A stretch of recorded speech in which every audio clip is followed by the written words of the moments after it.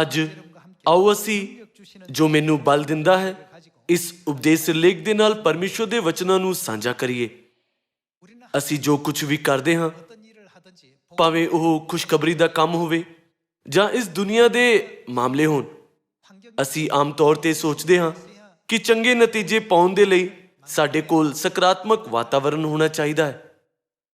ਪਰ ਜੇਕਰ ਤੁਸੀਂ ਵਿਸ਼ਵਾਸ ਦੇ ਪੁਰਖਿਆਂ ਦੇ ਸਾਰੇ ਜੀਵਨ ਅਤੇ ਹਾਲਾਤਾਂ ਬਾਰੇ ਸੋਚੋ, ਤਦ ਉਹ ਆਮ ਤੌਰ ਤੇ ਔਖੇ ਵਾਤਾਵਰਣ ਵਿੱਚ ਖੁਸ਼ਖਬਰੀ ਦੇ ਰਾਹ ਤੇ ਚੱਲੇ। ਇਹ ਸਾਰਾ ਖੁਸ਼ਖਬਰੀ ਦਾ ਇਤਿਹਾਸ ਹੈ।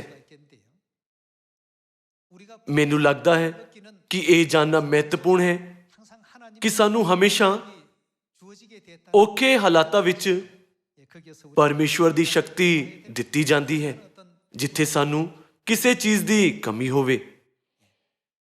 ਸੰਸਾਰ ਦੇ ਇਤਿਹਾਸ ਵਿੱਚ ਇੱਕ ਨਾਇਕ ਜਾਂ ਇੱਕ ਮਹਾਨ ਇਤਿਹਾਸਕ ਵਿਅਕਤੀ ਨੂੰ ਲੱਭਣਾ ਆਸਾਨ ਨਹੀਂ ਹੈ ਜੋ ਸਕਾਰਾਤਮਕ ਹਾਲਾਤਾਂ, ਇੱਕ ਚੰਗੇ ਪਰਿਵਾਰ ਜਾਂ ਇੱਕ ਸੰਪੂਰਨ ਵਾਤਾਵਰਣ ਤੋਂ ਆਇਆ ਹੈ।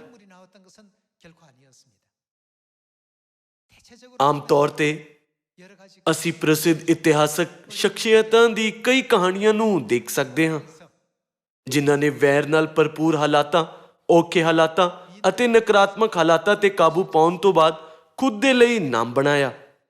ਇੱਥੋਂ ਤੱਕ ਕਿ ਰੋਮਨ ਸਾਮਰਾਜ ਦੇ ਜੂਲੀਅਸ ਸੀਜ਼ਰ, ਜੋ ਰੋਮ ਦਾ ਪਿਤਾ ਮੰਨਿਆ ਜਾਂਦਾ ਹੈ, ਮਿਰਗੀ ਨਾਲ ਦੁਖੀ ਸੀ। ਉਸਨੇ ਆਪਣੇ ਸਰੀਰਕ ਅਪਾਹਜਤਾ ਤੇ ਕਾਬੂ ਪਾ ਲਿਆ ਅਤੇ ਰੋਮਨ ਸਾਮਰਾਜ ਦੀ ਨੀਂਹ ਨੂੰ ਹੋਰ ਜ਼ਿਆਦਾ ਮਜ਼ਬੂਤ ਕੀਤਾ। ਇੱਥੋਂ ਤੱਕ ਕਿ ਸਭ ਤੋਂ ਮਹਾਨ ਸਮਰਾਟਾਂ ਵਿੱਚੋਂ ਇੱਕ ਅਗਸਟਸ ਜੀਵਨ ਭਰ ਢਿੱਡ ਦੇ ਗੰਭੀਰ ਅਲਸਰ ਤੋਂ ਦੁਖੀ ਸੀ। ਬਹੁਤ ਸਾਰੇ ਲੋਕ ਸੋਚਦੇ ਹਨ ਇਸ ਤਰ੍ਹਾਂ ਦੇ ਲੋਕਾਂ ਨੂੰ ਕੋਈ ਮੁਸ਼ਕਿਲ ਜਾਂ ਚਿੰਤਾ ਨਹੀਂ ਹੋਵੇਗੀ, ਪਰ ਉਹਨਾਂ ਸਾਰਿਆਂ ਦੇ ਕੋਲ ਆਪਣੀ ਖੁਦ ਦੀਆਂ ਮੁਸ਼ਕਲਾਂ, ਕਮੀਆਂ ਅਤੇ ਕਮਜ਼ੋਰੀਆਂ ਹਨ ਜਿਨ੍ਹਾਂ ਤੇ ਉਹਨਾਂ ਨੇ ਕਾਬੂ ਪਾਇਆ ਹੈ। ਇਸ ਤੋਂ ਇਲਾਵਾ ਜਦੋਂ ਅਸੀਂ ਰਸੂਲ ਪਤਰਸ, ਯਹੂਨਾ ਅਤੇ ਯਾਕੂਬ ਦੇ ਇਤਿਹਾਸ ਨੂੰ ਦੇਖਦੇ ਹਾਂ, ਉਸ ਸਮੇਂ ਉਹਨਾਂ ਦੇ ਹਾਲਾਤ ਅਤੇ ਵਾਤਾਵਰਣ ਸਭ ਤੋਂ ਸਕਾਰਾਤਮਕ ਨਹੀਂ ਸੀ। ਉਹ ਇੱਕ ਸ਼ਾਹੀ ਪਰਿਵਾਰ ਵਿੱਚ ਪੈਦਾ ਨਹੀਂ ਹੋਏ ਸੀ, ਪਰ ਉਹ ਮਾਛੀ ਜਾਂ ਟੈਕਸ ਇਕੱਠਾ ਕਰਨ ਵਾਲੇ ਸੀ। ਇਸ ਤਰ੍ਹਾਂ ਦੇ ਵਾਤਾਵਰਣ ਵਿੱਚ ਉਹ ਮਸੀਹ ਨਾਲ ਮਿਲੇ ਅਤੇ ਮਸੀਹ ਦੇ ਦੁਆਰਾ ਉਹਨਾਂ ਨੇ ਸਵਰਗ ਦੀ ਆਸ ਪ੍ਰਾਪਤ ਕੀਤੀ ਅਤੇ ਸਾਰੀ ਮਨੁੱਖ ਜਾਤੀ ਦੇ ਲਈ ਵਿਸ਼ਵਾਸ ਦੇ ਮਹਾਨ ਉਦਾਹਰਨ ਬਣ ਗਏ। ਮੈਂ ਇਹ ਨਹੀਂ ਕਰ ਸਕਦਾ ਕਿਉਂਕਿ ਮੈਂ ਹਾਰਵਰਡ ਤੋਂ ਨਹੀਂ ਹਾਂ। ਮੇਰੇ ਕੋਲ ਇਸ ਤਰ੍ਹਾਂ ਦਾ ਹੁਨਰ ਨਹੀਂ ਹੈ ਕਿਉਂਕਿ ਮੈਂ ਸਿਓਲ ਨੈਸ਼ਨਲ ਯੂਨੀਵਰਸਿਟੀ ਤੋਂ ਗ੍ਰੈਜੂਏਟ ਨਹੀਂ ਸੀ। ਵਧੀਆ ਹੋਵੇਗਾ ਕਿ ਅਸੀਂ ਇਸ ਤਰ੍ਹਾਂ ਨਾ ਬੋਲੀਏ। ਅਸੀਂ ਹਾਰਵਰਡ ਜਾਂ ਸਿਓਲ ਨੈਸ਼ਨਲ ਯੂਨੀਵਰਸਿਟੀ ਵਰਗੇ ਵਧੀਆ ਯੂਨੀਵਰਸਿਟੀਆਂ ਵਿੱਚ ਨਹੀਂ ਗਏ, ਪਰ ਇਸ ਦੇ ਬਜਾਏ ਅਸੀਂ ਬ੍ਰਹਮਾਂਡ ਤੇ ਸ਼ਾਸਨ ਕਰਨ ਦੇ ਲਈ ਗਿਆਨ ਸਿੱਖ ਰਹੇ ਹਾਂ। ਅਸੀਂ ਇਸ ਨੂੰ ਕਿਸ ਤੋਂ ਸਿੱਖ ਰਹੇ ਹਾਂ? ਹਾਰਵਰਡ ਦੇ ਲੋਕਾਂ ਨੇ ਲੋਕਾਂ ਤੋਂ ਸਿੱਖਿਆ ਹੈ ਅਤੇ ਸਿਓਲ ਨੈਸ਼ਨਲ ਯੂਨੀਵਰਸਿਟੀ ਦੇ ਲੋਕਾਂ ਨੇ ਵੀ ਲੋਕਾਂ ਤੋਂ ਸਿੱਖਿਆ ਹੈ ਕਿ ਇਸ ਧਰਤੀ ਤੇ ਕਿਵੇਂ ਜਿਉਣਾ ਹੈ। ਪਰ ਹੁਣ ਅਸੀਂ ਕੀ ਸਿੱਖ ਰਹੇ ਹਾਂ? ਹੁਣ ਅਸੀਂ ਵਿਸ਼ਾਲ ਅਤੇ ਅਪਾਰ ਬ੍ਰਹਮਾਂਡ ਵਿੱਚ ਉੱਚ ਆਯਾਮ ਦੀ ਦੁਨੀਆ ਵਿੱਚ ਰਹਿਣ ਲਈ ਸਾਰੇ ਨਿਯਮ ਅਤੇ ਤਰੀਕਿਆਂ ਨੂੰ ਸਿੱਖ ਰਹੇ ਹਾਂ ਕਿ ਨਹੀਂ? ਸਾਰੀਆਂ ਸ਼ਕਤੀਆਂ ਪਰਮੇਸ਼ਵਰ ਵੱਲੋਂ ਆਉਂਦੀਆਂ ਹਨ, ਇਹ ਵਿਸ਼ਵਾਸ ਕਰਦੇ ਹੋਏ ਕਿ ਜੋ ਮੈਨੂੰ ਬਲ ਦਿੰਦਾ ਹੈ ਉਸ ਵਿੱਚ ਮੈਂ ਸਭ ਕੁਝ ਕਰ ਸਕਦਾ ਹਾਂ। ਆਪਣੀਆਂ ਕਮਜ਼ੋਰੀਆਂ ਨੂੰ ਦੇਖਣ ਦੇ ਲਈ ਨਹੀਂ, ਬਲਕਿ ਪਰਮੇਸ਼ਵਰ ਦੀ ਸ਼ਕਤੀ ਨੂੰ ਦੇਖਣ ਦੇ ਲਈ ਜੋ ਸਾਡੀਆਂ ਕਮੀਆਂ ਨੂੰ ਭਰਦੇ ਹਨ। ਆਓ ਅਸੀਂ ਆਪਣੀਆਂ ਆਤਮਿਕ ਅੱਖਾਂ ਨੂੰ ਪੂਰੀ ਤਰ੍ਹਾਂ ਨਾਲ ਖੋਲੀਏ। ਆਓ ਅਸੀਂ ਕੂਚ ਅਧਿਆਇ 4 ਵਚਨ 1 ਦੇਖੀਏ। ਤਾਂ ਮੂਸਾ ਨੇ ਉੱਤਰ ਦਿੱਤਾ ਕਿ ਵੇਖ, ਉਹ ਮੇਰੀ ਪ੍ਰਤੀਤ ਨਾ ਕਰਨਗੇ ਅਤੇ ਨਾ ਮੇਰੀ ਆਵਾਜ਼ ਸੁਣਨਗੇ, ਸਗੋਂ ਉਹ ਆਖਣਗੇ ਯਹੋਵਾ ਨੇ ਤੈਨੂੰ ਦਰਸ਼ਨ ਨਹੀਂ ਦਿੱਤਾ। ਇੱਥੇ ਪਰਮੇਸ਼ਵਰ ਨੇ ਮੂਸਾ ਨੂੰ ਹੁਕਮ ਦਿੱਤਾ ਕਿ ਇਜ਼ਰਾਈਲੀਆਂ ਨੂੰ ਮਿਸਰ ਤੋਂ ਆਜ਼ਾਦ ਕਰ।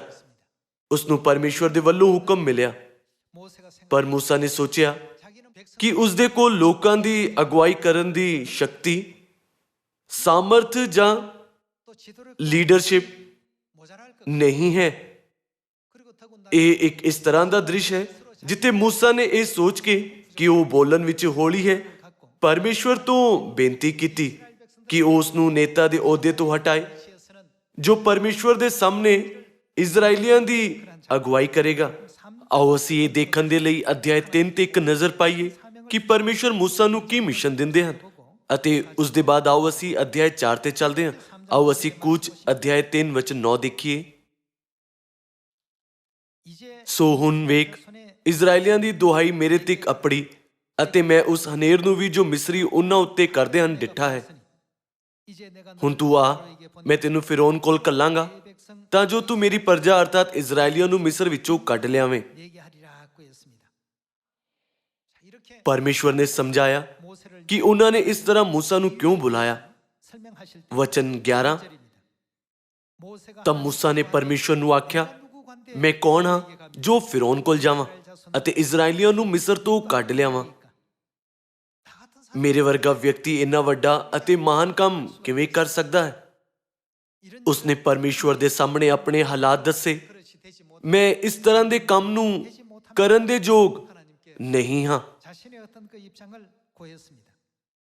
ਵਚਨ 12, ਉਸ ਆਖਿਆ, ਮੈਂ ਤੇਰੇ ਨਾਲ ਹੋਵਾਂਗਾ ਅਤੇ ਤੇਰੇ ਲਈ ਇਹ ਪਤਾ ਹੋਵੇਗਾ ਕਿ ਮੈਂ ਤੈਨੂੰ ਕੱਲਿਆ। ਭਾਈ, ਜਦ ਤੂੰ ਇਸ ਪ੍ਰਜਾ ਨੂੰ ਮਿਸਰ ਤੋਂ ਕੱਢ ਲਿਆਵੇਂਗਾ ਤਾਂ ਤੂੰ ਇਸ ਪਹਾੜ ਉੱਤੇ ਪਰਮੇਸ਼ਵਰ ਦੀ ਉਪਾਸਨਾ ਕਰੋਗੇ। ਪਰਮੇਸ਼ਵਰ ਨੇ ਮੂਸਾ ਨੂੰ ਕਿਹਾ, ਇਜ਼ਰਾਈਲੀਆਂ ਦੇ ਕੋਲ ਜਾ ਅਤੇ ਉਹਨਾਂ ਦੀ ਅਗਵਾਈ ਕਰ। ਫਿਰ ਵੀ ਮੂਸਾ ਨੇ ਇੱਕ ਵਾਰ ਫਿਰ ਕਿਹਾ। ਅਧਿਆਇ 4 ਵਚਨ 1, ਤਾਂ ਮੂਸਾ ਨੇ ਉੱਤਰ ਦਿੱਤਾ ਕਿ ਵੇਖੋ, ਮੇਰੀ ਪ੍ਰਤੀਤ ਨਾ ਕਰਨਗੇ, ਨਾ ਮੇਰੀ ਆਵਾਜ਼ ਸੁਣਨਗੇ, ਸਗੋਂ ਉਹ ਆਖਣਗੇ, ਯਹੋਵਾ ਨੇ ਤੈਨੂੰ ਦਰਸ਼ਨ ਨਹੀਂ ਦਿੱਤਾ। ਕੀ ਹੋਵੇਗਾ ਜੇਕਰ ਇਜ਼ਰਾਈਲੀ ਮੈਨੂੰ ਆਪਣੇ ਨੇਤਾ ਦੇ ਰੂਪ ਵਿੱਚ ਸਵੀਕਾਰ ਨਾ ਕਰਨ? ਭਾਵੇਂ ਇਹ ਪੱਕਾ ਹੈ ਕਿ ਪਰਮੇਸ਼ਵਰ ਨੇ ਮੈਨੂੰ ਉਹਨਾਂ ਦੇ ਕੋਲ ਭੇਜਿਆ ਹੈ, ਪਰ ਕੀ ਹੋਵੇਗਾ ਜੇਕਰ ਉਹ ਇਹ ਨਾ ਪਛਾਣਦੇ ਹੋਏ ਕਿ ਪਰਮੇਸ਼ਵਰ ਨੇ ਮੈਨੂੰ ਉਹਨਾਂ ਦੇ ਕੋਲ ਭੇਜਿਆ ਹੈ, ਮੈਨੂੰ ਸਵੀਕਾਰ ਨਾ ਕਰਨ? ਮੂਸਾ ਨੇ ਫਿਰ ਤੋਂ ਆਪਣੀਆਂ ਚਿੰਤਾਵਾਂ ਬਾਰੇ ਕਿਹਾ, ਯਹੋਵਾ ਨੇ ਤੈਨੂੰ ਦਰਸ਼ਨ ਨਹੀਂ ਦਿੱਤਾ। ਵਚਨ 2, ਤਾਂ ਯਹੋਵਾ ਨੇ ਉਸ ਨੂੰ ਆਖਿਆ, ਤੇਰੇ ਹੱਥ ਵਿੱਚ ਕੀ ਹੈ? ਉਸ ਆਖਿਆ, ਡਾਂਗ। ਉਸਨੇ ਆਖਿਆ, ਇਸ ਨੂੰ ਧਰਤੀ ਉੱਤੇ ਸੁੱਟ ਦੇ। ਤਾਂ ਉਸਨੇ ਧਰਤੀ ਉੱਤੇ ਸੁੱਟ ਦਿੱਤਾ, ਉਹ ਸੱਪ ਬਣ ਗਿਆ ਅਤੇ ਮੂਸਾ ਉਸਦੇ ਅੱਗੋਂ ਭੱਜਾ। ਯਹੋਵਾ ਨੇ ਮੂਸਾ ਨੂੰ ਆਖਿਆ, ਆਪਣਾ ਹੱਥ ਵਧਾ ਕੇ ਉਸ ਨੂੰ ਪੂਛੋਂ ਫੜ ਲੈ। ਤਾਂ ਉਸਨੇ ਆਪਣਾ ਹੱਥ ਵਧਾ ਕੇ ਉਸ ਨੂੰ ਫੜ ਲਿਆ ਅਤੇ ਉਹਦੇ ਹੱਥ ਵਿੱਚ ਡਾਂਗ ਬਣ ਗਿਆ। ਪਰਮੇਸ਼ਵਰ ਨੇ ਇਹ ਕਹਿ ਕੇ ਮੂਸਾ ਨੂੰ ਹੌਸਲਾ ਦਿੱਤਾ, ਜਦੋਂ ਮੈਂ ਤੁਹਾਨੂੰ ਭੇਜਦਾ ਹਾਂ ਤਦ ਮੈਂ ਤੁਹਾਨੂੰ ਇਸ ਮਿਸ਼ਨ ਨੂੰ ਪੂਰਾ ਕਰਨ ਦੀ ਯੋਗਤਾ ਵੀ ਦਿਆਂਗਾ। ਪਰਮੇਸ਼ਵਰ ਨੇ ਕਿਹਾ, ਮੈਂ ਤੁਹਾਨੂੰ ਇਸ ਤਰ੍ਹਾਂ ਦੀ ਯੋਗਤਾ ਦਿੱਤੀ। ਅਤੇ ਉਹਨਾਂ ਨੇ ਫਿਰ ਤੋਂ ਮੂਸਾ ਨੂੰ ਕਿਹਾ, ਤੇਰੇ ਹੱਥ ਵਿੱਚ ਉਹ ਕੀ ਹੈ? ਡਾਂਗ। ਉਸਨੇ ਜਵਾਬ ਦਿੱਤਾ, ਡਾਂਗ ਸਿਰਫ ਇੱਕ ਆਮ ਚੀਜ਼ ਅਤੇ ਇੱਕ ਔਜ਼ਾਰ ਸੀ। ਪਰ ਜਦੋਂ ਪਰਮੇਸ਼ਵਰ ਨੇ ਮੂਸਾ ਨੂੰ ਇਸ ਤਰ੍ਹਾਂ ਕਰਨ ਦੇ ਲਈ ਕਿਹਾ, ਤਦ ਕਿ ਇਸ ਦਾ ਮਤਲਬ ਇਹ ਨਹੀਂ ਹੈ ਕਿ ਪਰਮੇਸ਼ਵਰ ਨੇ ਉਸ ਨੂੰ ਇਸ ਤਰ੍ਹਾਂ ਕਰਨ ਦੀ ਯੋਗਤਾ ਦਿੱਤੀ। ਇਹ ਇਸ ਗੱਲ ਦਾ ਪ੍ਰਮਾਣ ਹੈ ਕਿ ਪਰਮੇਸ਼ਵਰ ਨੇ ਉਸ ਨੂੰ ਇਸ ਤਰ੍ਹਾਂ ਕਰਨ ਦੀ ਯੋਗਤਾ ਦਿੱਤੀ ਜਦੋਂ ਬੱਚੇ ਕੁਝ ਨਹੀਂ ਕਰ ਸਕਦੇ। ਮੰਨ ਲਓ ਕਿ ਇੱਕ 5 ਤੋਂ 6 ਸਾਲ ਦਾ ਬੱਚਾ ਹੈ। ਕੀ ਤੁਸੀਂ ਉਸ ਨੂੰ ਇਹ ਕਹਿੰਦੇ ਹੋਏ ਕਾਰ ਦੀ ਚਾਬੀ ਦਿਓਗੇ ਕਿ ਬਾਜ਼ਾਰ ਜਾ ਕੇ ਕੁਝ ਕਰਿਆਨੇ ਦਾ ਸਮਾਨ ਲਿਆਓ? ਕਿ ਮਾਤਾ ਪਿਤਾ ਇਸ ਤਰ੍ਹਾਂ ਦਾ ਕੰਮ ਕਰਨ ਦੇਣਗੇ? ਮਾਤਾ ਪਿਤਾ ਆਪਣੇ ਬੱਚਿਆਂ ਨੂੰ ਇਸ ਤਰ੍ਹਾਂ ਦਾ ਕੰਮ ਤਦ ਹੀ ਸੌਂਪਣਗੇ ਜਦੋਂ ਉਹਨਾਂ ਦੇ ਬੱਚੇ ਇਸ ਤਰ੍ਹਾਂ ਕਰ ਸਕਦੇ ਹੋਣ। ਫਿਰ ਕੀ ਇਸ ਦਾ ਮਤਲਬ ਇਹ ਨਹੀਂ ਹੈ ਕਿ ਜਦੋਂ ਪਰਮੇਸ਼ਵਰ ਸਾਨੂੰ ਕੁਝ ਕਰਨ ਦਾ ਹੁਕਮ ਦਿੰਦੇ ਹਨ ਤਦ ਪਰਮੇਸ਼ਵਰ ਪਹਿਲਾਂ ਤੋਂ ਹੀ ਸਭ ਕੁਝ ਤਿਆਰ ਕਰ ਲੈਂਦੇ ਹਨ ਤਾਂ ਜੋ ਅਸੀਂ ਇਹ ਕਰ ਸਕੀਏ? ਜਦੋਂ ਪਰਮੇਸ਼ਵਰ ਨੇ ਮੂਸਾ ਨੂੰ ਪੁੱਛਿਆ, ਤੇਰੇ ਹੱਥ ਵਿੱਚ ਉਹ ਕੀ ਹੈ? ਉਹ ਬੋਲਿਆ, ਇਹ ਡਾਂਗ ਹੈ। ਡਾਂਗ ਦੇ ਕੋਲ ਕੋਈ ਸ਼ਕਤੀ ਨਹੀਂ ਸੀ। ਇਹ ਸਿਰਫ ਇੱਕ ਔਜ਼ਾਰ ਸੀ ਜਿਸ ਦੀ ਵਰਤੋਂ ਮੂਸਾ ਨੇ ਕੀਤੀ ਸੀ।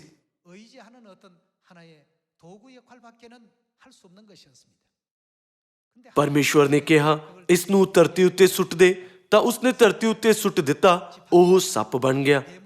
ਮੂਸਾ ਹੈਰਾਨ ਹੋਇਆ ਅਤੇ ਉਸ ਤੋਂ ਭੱਜਣ ਦੀ ਕੋਸ਼ਿਸ਼ ਕੀਤੀ, ਪਰ ਪਰਮੇਸ਼ਵਰ ਨੇ ਕਿਹਾ, ਆਪਣਾ ਹੱਥ ਵਧਾ ਕੇ ਉਸ ਨੂੰ ਪੂੰਛੋਂ ਫੜ ਲੈ।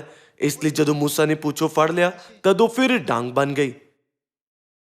ਭਾਵੇਂ ਹੀ ਇਹ ਸਿਰਫ ਇੱਕ ਛੋਟੀ ਜੀ ਗੱਲ ਸੀ, ਪਰਮੇਸ਼ਵਰ ਨੇ ਉਸ ਨੂੰ ਜਾਣਨ ਦਿੱਤਾ ਕਿ ਮੈਂ ਤੁਹਾਨੂੰ ਇਸ ਤਰ੍ਹਾਂ ਕਰਨ ਦੀ ਪੂਰੀ ਸ਼ਕਤੀ ਦਿੱਤੀ ਹੈ, ਇਸ ਲਈ ਇਸ ਦੇ ਬਾਰੇ ਵਿੱਚ ਚਿੰਤਾ ਨਾ ਕਰੋ ਅਤੇ ਬਸ ਇਸ ਨੂੰ ਕਰੋ।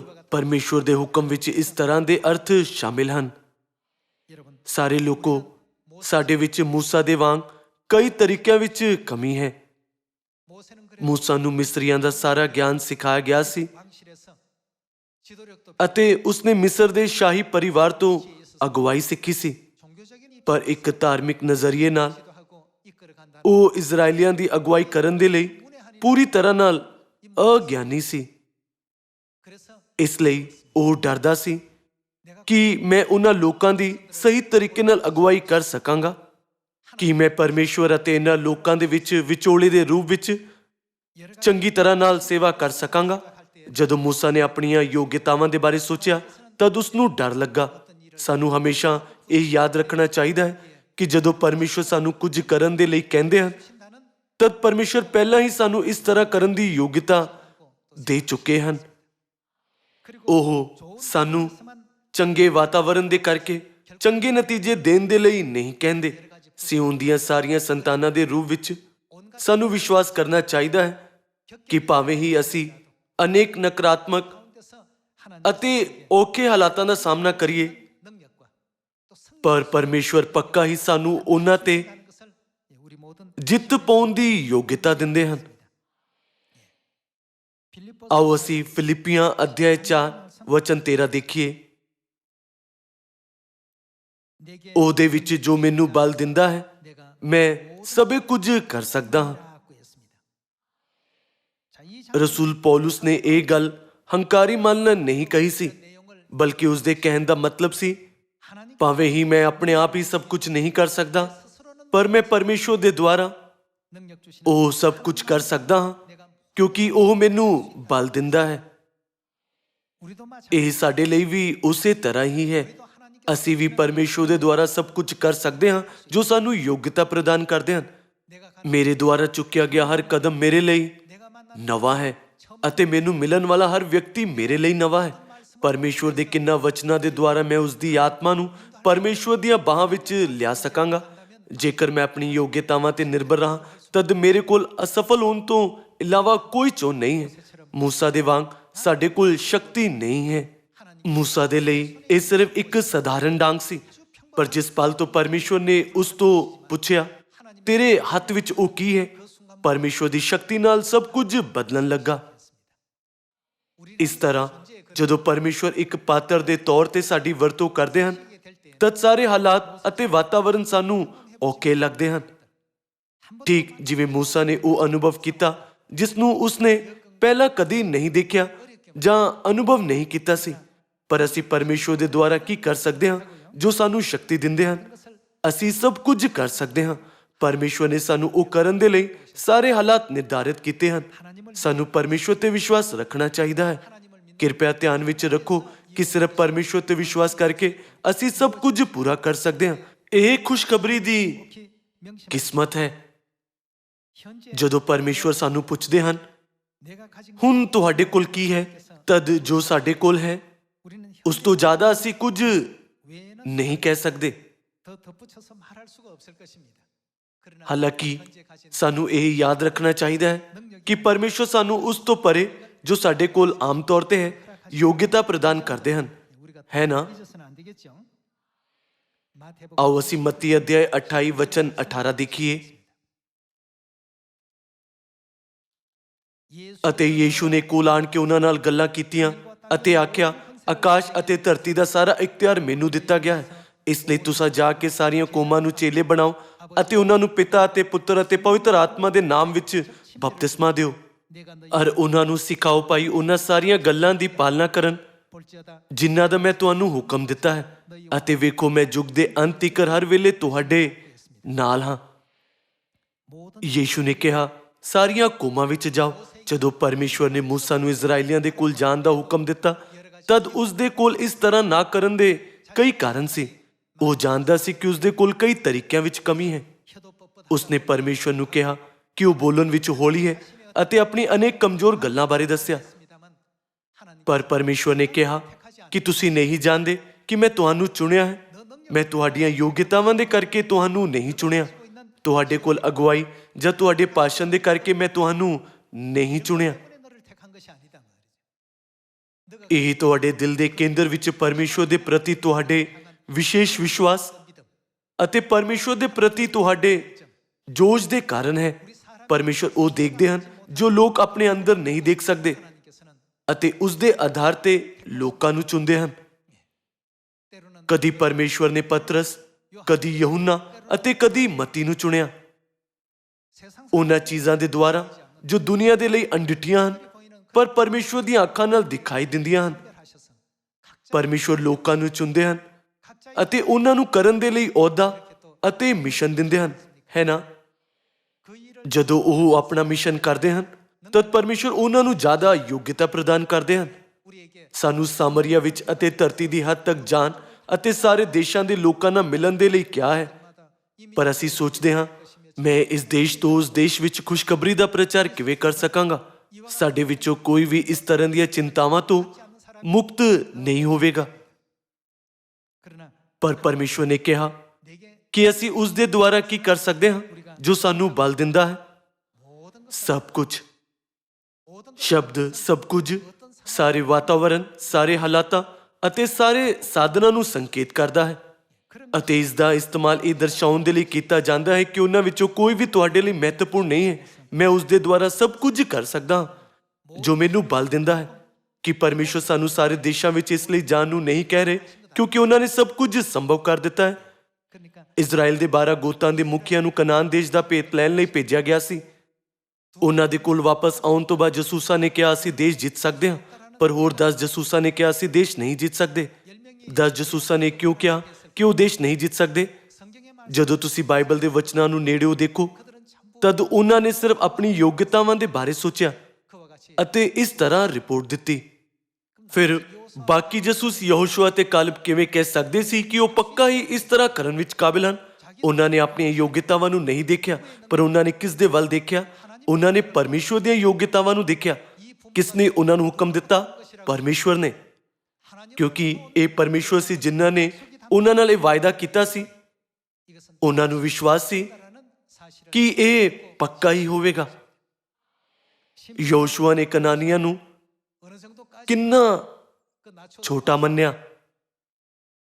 ਉਸਨੇ ਉਹਨਾਂ ਨੂੰ ਬੁਰਕੀ ਸਮਝਿਆ। ਉਸਨੇ ਉਹਨਾਂ ਨੂੰ ਭੋਜਨ ਦੇ ਰੂਪ ਵਿੱਚ ਮੰਨਿਆ ਜਿਸ ਨੂੰ ਉਹ ਪਕਾ ਸਕਦੇ ਹਨ।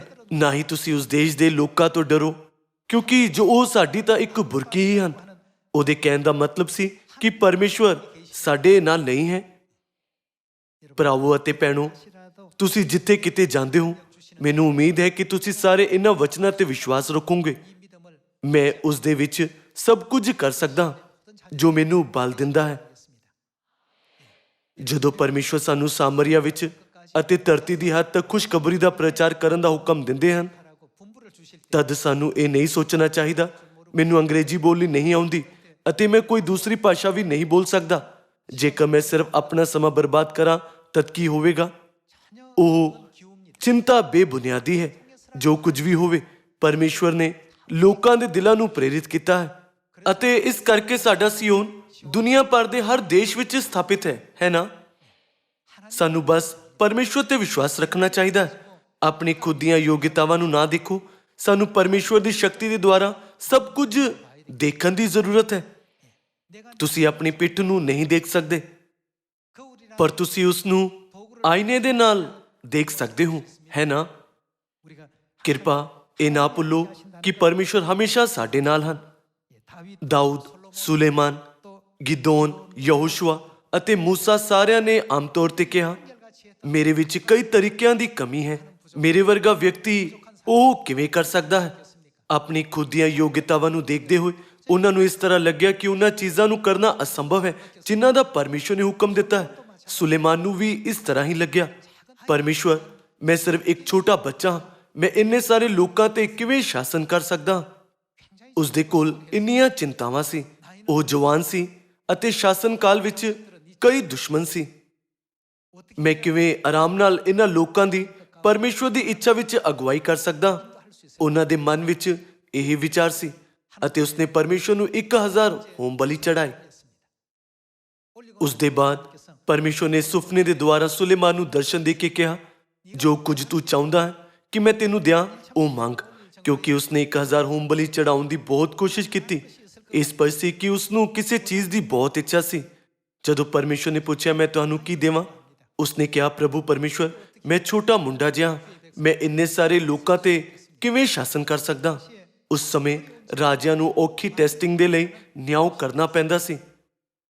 ਮੈਨੂੰ ਆਪਣੀ ਪ੍ਰਜਾ ਨਾਲ ਨਿਆਂ ਕਰਨ ਦੇ ਲਈ ਸਮਝਣ ਦੀ ਇਸ ਤਰ੍ਹਾਂ ਦੀ ਸ਼ਕਤੀ ਦਿਓ ਕਿ ਮੈਂ ਭਲੇ ਬੁਰੇ ਨੂੰ ਪਰਖ ਸਕਾਂ। ਇਸ ਗੱਲ ਨਾਲ ਪ੍ਰਭੂ ਖੁਸ਼ ਹੋਇਆ ਕਿ ਸੁਲੇਮਾਨ ਨੇ ਇਸ ਤਰ੍ਹਾਂ ਦਾ ਵਰਦਾਨ ਮੰਗਿਆ ਹੈ। ਸੁਲੇਮਾਨ ਨੇ ਖੁਦ ਦੇ ਲਈ ਇੱਜ਼ਤ ਜਾਂ ਪ੍ਰਸਿੱਧੀ ਨਹੀਂ ਮੰਗੀ, ਬਲਕਿ ਸਿਰਫ ਬੁੱਧੀ ਮੰਗੀ ਤਾਂ ਜੋ ਉਹ ਲੋਕਾਂ ਦੇ ਲਈ ਸਹੀ ਨਿਆਂ ਕਰ ਸਕੇ। ਜਦੋਂ ਸੁਲੇਮਾਨ ਨੇ ਬੁੱਧੀ ਮੰਗੀ ਤਾਂ ਜੋ ਕਿਸੇ ਦੇ ਨਾਲ ਬੇਇਨਸਾਫ ਨਾ ਹੋਵੇ, ਤਦ ਪਰਮੇਸ਼ਵਰ ਨੇ ਕਿਹਾ, ਕਿਉਂਕਿ ਤੂੰ ਵਿਵੇਕ ਦਾ ਵਰਦਾਨ ਮੰਗਿਆ ਹੈ, ਇਸ ਲਈ ਮੈਂ ਤੈਨੂੰ ਧਨ, ਵਡਿਆਈ ਅਤੇ ਇੱਜ਼ਤ ਦਿਆਂਗਾ। ਸੁਲੇਮਾਨ ਦੇ ਪਰਮੇਸ਼ਵਰ ਤੋਂ ਬੁੱਧੀ ਪ੍ਰਾਪਤ ਕਰਨ ਦੇ ਬਾਅਦ ਇਜ਼ਰਾਈਲ ਸੁਲੇਮਾਨ ਦੇ ਅਧੀਨ ਖੁਸ਼ਹਾਲ ਹੋਇਆ। ਬਾਈਬਲ ਵਿੱਚ ਪਹਿਲਾ ਰਾਜਿਆਂ ਦੀ ਪੁਸਤਕ ਸਾਨੂੰ ਪ੍ਰਕਿਰਿਆ ਦਿਖਾਉਂਦੀ ਹੈ ਨਾ? ਸਭ ਤੋਂ ਪਹਿਲਾਂ ਸੁਲੇਮਾਨ ਨੇ ਵੀ ਆਪਣੀਆਂ ਯੋਗਤਾਵਾਂ ਨੂੰ ਦੇਖਿਆ। ਮੇਰੇ ਵਿੱਚ ਕਾਫੀ ਕਮੀਆਂ ਹਨ, ਮੈਂ ਇਸ ਨੂੰ ਕਿਵੇਂ ਕਰ ਸਕਾਂਗਾ? ਜਦੋਂ ਉਸ ਨੂੰ ਪਰਮੇਸ਼ਵਰ ਦੀ ਸ਼ਕਤੀ ਦਿੱਤੀ ਗਈ ਤਦ ਉਹ ਇੱਕ ਮਹਾਨ ਰਾਜਾ ਬਣ ਗਿਆ, ਜੋ ਆਪਣੇ ਰਾਜ ਨੂੰ ਜਿਵੇਂ ਉਹ ਚਾਹੁੰਦਾ ਸੀ ਉਸੇ ਤਰ੍ਹਾਂ ਹੀ ਵਿਸ਼ਵਾਸ ਨਾਲ ਭਰਪੂਰ ਸ਼ਾਸਨ ਕਰਨ ਵਿੱਚ ਕਾਬਿਲ ਸੀ, ਹੈ ਨਾ? ਇਹ ਸਿਰਫ ਸੁਲੇਮਾਨ ਦੇ ਨਾਲ ਨਹੀਂ ਹੋਇਆ, ਗਿਦੋਨ ਦੇ ਨਾਲ ਵੀ ਇਸ ਤਰ੍ਹਾਂ ਹੀ ਸੀ। ਜਦੋਂ ਗਿਦੋਨ ਦੇ ਦੁਆਰਾ ਪਰਮੇਸ਼ਵਰ ਮਿਦਾਨੀਆਂ ਦੇ ਹੱਥ ਤੋਂ ਇਜ਼ਰਾਈਲ ਨੂੰ ਬਚਾਉਣ ਵਾਲੇ ਸੀ, ਤਦ ਪਹਿਲੀ ਗੱਲ ਜੋ ਗਿਦੋਨ ਨੇ ਕਹੀ ਉਹ ਸੀ, ਹੇ ਮੇਰੇ ਪ੍ਰਭੂ, ਦੇਖ, ਮੇਰਾ ਕੁਲ ਮਨਸ਼ੇ ਵਿੱਚ ਸਭ ਤੋਂ ਕੰਗਾਲ ਹੈ, ਜੋ ਕਿ ਇਜ਼ਰਾਈਲ ਦੇ 12 ਗੋਤਾਂ ਵਿੱਚੋਂ ਸਭ ਤੋਂ ਕਮਜ਼ੋਰ ਹੈ। ਫਿਰ ਮੈਂ ਆਪਣੇ ਪਿਤਾ ਦੇ ਘਰਾਣੇ ਵਿੱਚੋਂ ਸਭ ਤੋਂ ਛੋਟਾ ਹਾਂ। ਮੈਂ ਇਜ਼ਰਾਈਲ ਨੂੰ ਮਿਦਾਨੀਆਂ ਦੇ ਹੱਥ ਤੋਂ ਕਿਵੇਂ ਛੁਡਾਵਾਂ? ਜਦੋਂ ਮੇਰੇ ਕੋਲ ਮਾੜਾ ਪਿਛੋਕੜ ਹੈ ਅਤੇ ਮੇਰੇ ਕੋਲ ਇਸ ਤਰ੍ਹਾਂ ਕਰਨ ਦੀ ਯੋਗਤਾ ਨਾ ਹੋਵੇ, ਤਦ ਮੈਂ ਇਜ਼ਰਾਈਲ ਨੂੰ ਮਿਦਾਨੀਆਂ ਦੇ ਹੱਥ ਤੋਂ ਕਿਵੇਂ ਬਚਾ ਸਕਦਾ ਹਾਂ? ਜ਼ਿਆਦਾਤਰ ਲੋਕ ਇਸ ਤਰ੍ਹਾਂ ਹੀ ਸੋਚਦੇ ਹਨ। ਜੇਕਰ ਪਰਮੇਸ਼ਵਰ ਕਹਿੰਦੇ ਹਨ ਸਾਮਰੀਆ ਵਿੱਚ ਅਤੇ ਧਰਤੀ ਦੀ ਹੱਦ ਤੱਕ ਜਾਓ, ਤਾਂ ਤੁਹਾਨੂੰ ਬਸ ਪਰਮੇਸ਼ਵਰ ਦੇ ਵਚਨਾਂ ਤੇ ਭਰੋਸਾ ਕਰਕੇ ਜਾਣਾ ਚਾਹੀਦਾ ਹੈ। ਪਰ ਜਾਣ ਤੋਂ ਵੀ ਪਹਿਲਾਂ ਤੁਹਾਨੂੰ ਚਿੰਤਾ ਹੋਵੇਗੀ, ਮੈਂ ਇਸ ਤਰ੍ਹਾਂ ਨਹੀਂ ਕਰ ਸਕਦਾ ਅਤੇ ਮੈਂ ਉਸ ਤਰ੍ਹਾਂ ਨਹੀਂ ਕਰ ਸਕਦਾ। ਮੇਰੇ ਵਿੱਚ ਇਸ ਗੱਲ ਦੀ ਕਮੀ ਹੈ ਅਤੇ ਮੇਰੇ ਵਿੱਚ ਉਸ ਗੱਲ ਦੀ ਕਮੀ ਹੈ। ਮੇਰੇ ਵਰਗਾ ਵਿਅਕਤੀ ਇੰਨੀ ਵੱਡੀ ਚੀਜ਼ ਨੂੰ ਕਿਵੇਂ ਪੂਰਾ ਕਰ ਸਕਦਾ ਹੈ? ਜੇਕਰ ਤੁਸੀਂ ਉੱਪਰ ਦੇਖਦੇ ਹੋ ਤਾਂ ਉੱਥੇ ਪਰਮੇਸ਼ਵਰ ਹੈ। ਪਰਮੇਸ਼ਵਰ ਨੇ ਸਭ ਕੁਝ ਸੰਭਵ ਕਰ ਦਿੱਤਾ ਹੈ। ਪਰਮੇਸ਼ਵਰ ਨੇ ਪਿੱਤਲ ਦੇ ਫਾਟਕਾਂ ਨੂੰ ਤੋੜ ਦਿੱਤਾ ਅਤੇ ਲੋਹੇ ਦੀਆਂ ਸਲਾਖਾਂ ਨੂੰ ਕੱਟ ਦਿੱਤਾ। ਉਹਨਾਂ ਨੇ ਜਿੱਤ ਲਈ ਸਾਰੇ ਹਾਲਾਤ ਬਣਾਏ।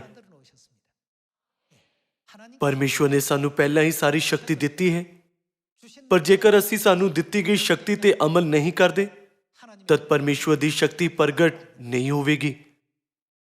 ਸੁਲੇਮਾਨ, ਗਿਦੋਨ, ਰਸੂਲ ਪੌਲੁਸ ਅਤੇ ਪਤਰਸ ਦੇ ਵਾਂਗ ਭਾਵੇਂ ਹੀ ਸਾਡੇ ਵਿੱਚ ਕਾਫੀ ਤਰੀਕਿਆਂ ਦੀ ਕਮੀ ਹੈ, ਪਰ ਪਰਮੇਸ਼ਵਰ ਨੇ ਸਾਨੂੰ ਬੁਲਾਇਆ। ਇਸ ਤਰ੍ਹਾਂ ਕਦੀ ਨਹੀਂ ਹੈ ਕਿ ਚੰਗੇ ਵਾਤਾਵਰਣ ਨਾਲ ਚੰਗੇ ਨਤੀਜੇ ਆਉਂਦੇ ਹਨ।